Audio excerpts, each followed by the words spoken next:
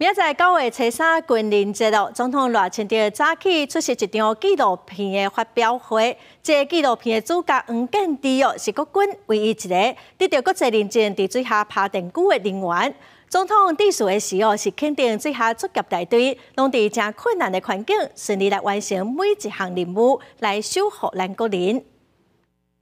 我跟他说，国家需要你，你不要离开部队。他说好，给他一个热烈掌声。这种好人才一定是民间挖角的对象，但是非常感谢黄建志上士能够基于国家的需要，愿意